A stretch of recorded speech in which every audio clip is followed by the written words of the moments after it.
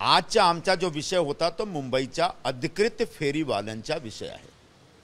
मुंबईमध्ये मई 2014 मध्ये जो सर्वे झाला होता त्याच्यामध्ये 99,435 फेरीवाले असे धंदा करत सर्वेमध्ये आले होते।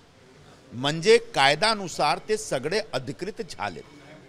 तर 99,000 फेरीवाल्यांना तुम्ही प्रोटेक्शन द्या, संरक्षण द्या, त्यांचा धंदा चालला पाहिजे, हा पहिला निवेदन आहे। दुसरा निवेदन असा आहे की त्यांनी एक 32,000 ची एक यादी तयार केलेला आहे। सांगतात की 32,000 मधून TVCचा इलेक्शन तो चुकीचा आहे। माझा असा निवेदन होता की तुम्ही 99,000 जो फेरीवाले आहेत ना त्यांच्या तुम्ही मतदार यादी गळवा आणि त्यांच्यामधून तुम्ही TVCचा एक निवडणूक करा।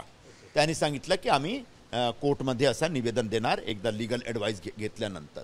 दुसरा विषय आहे तिसरा विषय असा आहे की जो 32,000 ची यादी आहे जे सगळे एक अधिकृत फेरीवाले मानले जातात त्यांच्या विरोधात पर कारवाई होत आहे।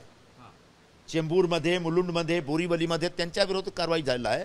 त्यांच्या आम्ही लक्ष असं आता घेतलं की तुम्ही जो अधिकृत आहेत ना त्यांच्या विरोधात कुठल्या प्रकारची कारवाई नाही झाली पाहिजे। त्यांनी सांगितलं की हो हा चुकीचा आहे, आम्ही तो दुरुस्त करणार आणि जो अधिकृत फेरीवाले आहेत त्यांना आम्ही प्रोटेक्शन देणार।